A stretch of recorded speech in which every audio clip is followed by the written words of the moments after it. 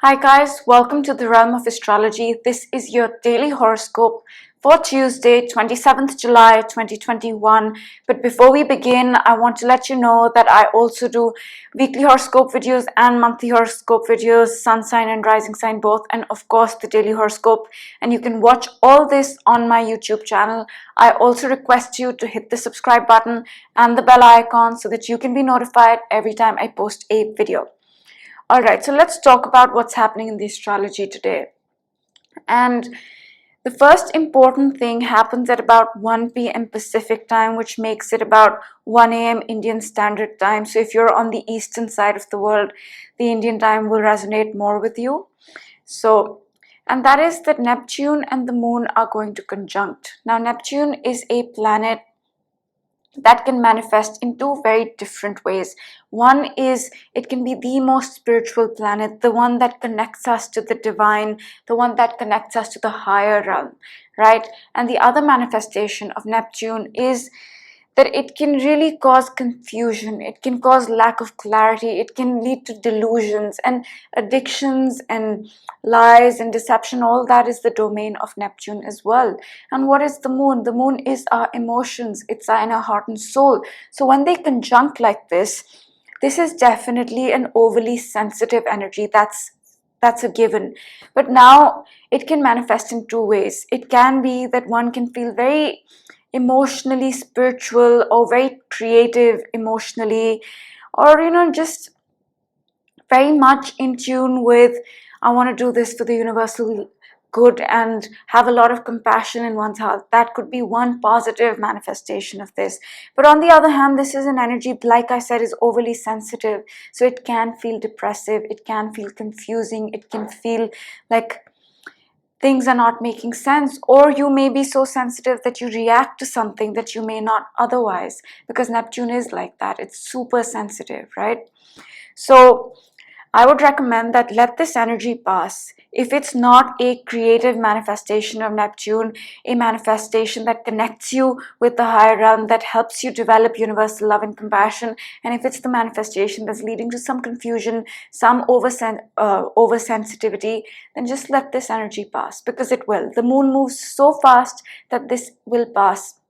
And I also want to mention that they are conjuncting in the sign of Pisces. Pisces is ruled by Neptune, and Pisces is all those things that Neptune is, right? So this energy can be overly magnified because it's in Pisces. So if it's manifesting in a negative way, then let it pass. On the other hand, it's a great time for creative pursuits, music, poetry, art, doing some meditation, yoga, all that stuff. Okay. The next important thing happens at about 6 p.m. in the evening, and two things are happening. This is 6 p.m. Pacific time, which makes it about 6 a.m. India time next morning. So what's happening is that Mercury here has entered the sign of Leo. It has left Cancer and entered the sign of Leo. Now, Cancer and Leo are two very different energies. Cancer is introverted, it's protective, it likes to go within, it's very careful, and it is about interacting with your close family and friends and the home, and nurturing oneself and self-care and nourishing one's soul. That's Cancer. And Leo is extroverted. Leo is about following your heart. Leo is about even taking risks at times. If that's something you love doing, or if that's something your heart desires, Leo is willing to take that risk. So when Mercury enters the sign of Leo, there is going to be a shift. And a shift in what? All Mercury things. And what is Mercury? Mercury is our mind, it's our communication, it's our thinking. It's also our health, our diet, our job, exercise, day-to-day routine. It's a lot of things. It's our immediate environment, it's our peer group, it's our siblings. So a lot of things. So all this will undergo a shift in energy from being very introspective about, say, our communication or social media, or even our thinking itself. We can be introspective about how we think. So from that very reserved, introspective vibe, it's going to go to okay, this is what I love doing, I'm going to do it. This can be social media, this can be writing, this can be communication, this can be a change in your lifestyle. This can be a habit you change up. You can say, hey, I love doing this, I'm going to change it up. Doesn't matter, I love it. Because that's Leo, right? Leo is the heart. If your heart wants it, Leo will go and get it. So Mercury in Leo is going to function like that. However, Mercury in Leo is opposing the Saturn in Aquarius energy. It's not exact, but the energies are, feeling the Saturn's heaviness, you can say. And Saturn is a planet of hard work, decisions, and discipline, right? So as Mercury transits through Leo, which is about doing what we love, maybe you want to communicate what your heart wants, right? Maybe you want to say things that your heart desires, but Saturn is there saying, hey, think about it. You'll have to put in the work. Think about it. You want to start this new habit? Okay, fine, but it's going to require work. Are you ready? That's what Saturn is doing. So we will have to integrate these two elements, which are about, on one hand, about following our heart and doing what we love, but on the other hand, being willing to put in the discipline, dedication, hard work that is required to go after what we love, right? So that's the energy. And at the same time, the moon in Pisces is sextiling Pluto retrograde. Now, Pluto is a planet of transformation, of healing, catharsis, endings, beginnings, all those things.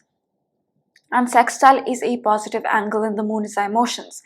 So this can be a positive transformation or a positive healing to our emotions. It can also be a moment where we end an old pattern emotionally and begin a new one, because that's transformation as well. And over the weekend, especially on the full moon, which happened on July 23rd, the moon was conjunct Pluto, right? So that transformation that happened around Thursday, Friday into the weekend felt a little challenging, felt difficult. And that was a transformation to our emotions as well. A healing, perhaps, catharsis, endings, beginnings. But now it's feeling easy. Now it's feeling like, okay, I did the hard work over the weekend, and whatever change I made, although very subtle, although very subconscious, is in some ways positive, is in some ways falling into place now, is in some ways being imbibed by me. That's the energy.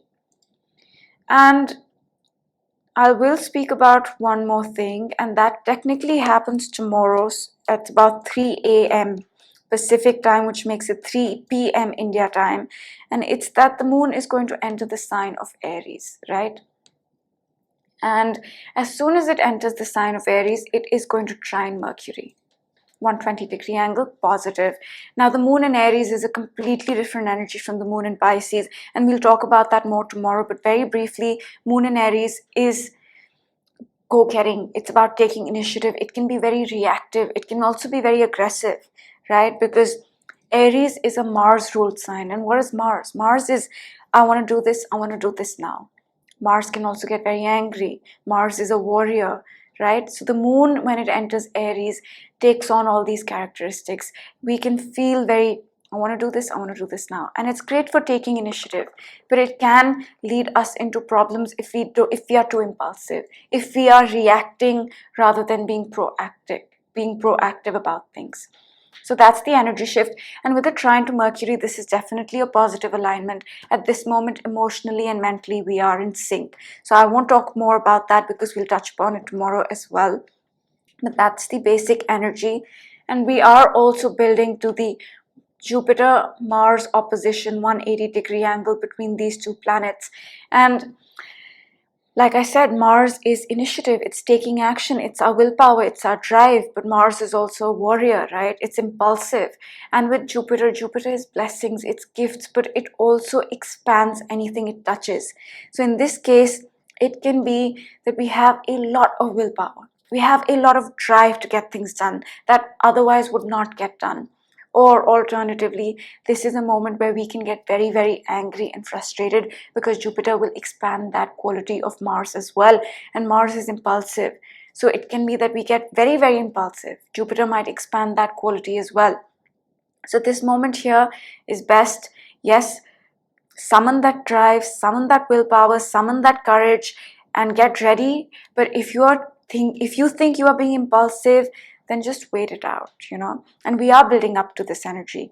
Mars is going to change signs very soon, and then the opposition is going to come exact, so we are feeling that intensity building. So it's a great time to get things done that otherwise would not get done, but make sure to not be very impulsive and not react from a place of frustration or anger. Just think it through. And this week, Jupiter will also re-enter the sign of Aquarius because it's in retrograde, so it's moving backwards, right? So it will re-enter the sign of Aquarius, and we will talk about that when it happens. It's already in my weekly, so you can watch a little bit there, but it's getting ready. It's at 00, so very soon it's going to re-enter the sign of Aquarius.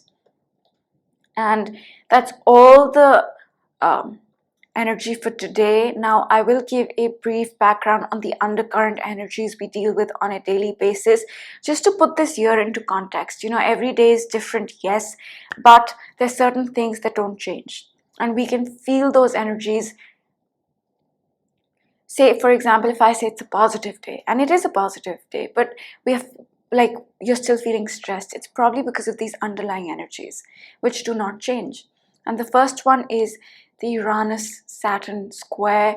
We are seeing this energy after 21 years, so it's a rare event, and this energy is asking us to get rid of the old and embrace the new. And it's also asking us to get rid of the idea of who we think we should be and embrace who we actually are. And since these planets are in a square 90-degree angle, which represents friction, this change, this transformation will not feel very easy.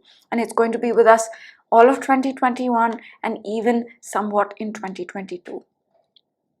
That's the first thing. The second thing is that we are right now in a building phase. We are building a life that will stay with us for the next 20 years, right? Or longer, but minimum 20 years. And this started in December of 2020, this new life. And this new life came about because Saturn and Jupiter conjuncted, and they meet up once in 20 years. So they start a new 20-year cycle, and right now we're building that. So we're in the building phase. And we are also building another cycle that started in Jan of 2020 with the Saturn-Pluto conjunction. These planets met up after 38 years. That's a rare event to go through, right? And this cycle will last till 2053, so a long time. So we are building that as well, and we will continue to build for the next 2 years. So that's all the background, the underlying energy I will give to put this year into context, what we are building and what we are changing. And now I will pick a card for today, and then we'll close out the reading. Okay, something's fallen out, so it says a change in the wind. And perhaps this is referring to the fact that Mercury has entered the sign of Leo today. Jupiter will re-enter the sign of Aquarius tomorrow, I believe. Yes, tomorrow. And Mars will enter the sign of Virgo on Thursday, I believe, which means energy shifts. So there is a change in the wind, there's a change in the energy, right? And right now we are in changing times with the Saturn-Uranus square. There's a lot of change going around.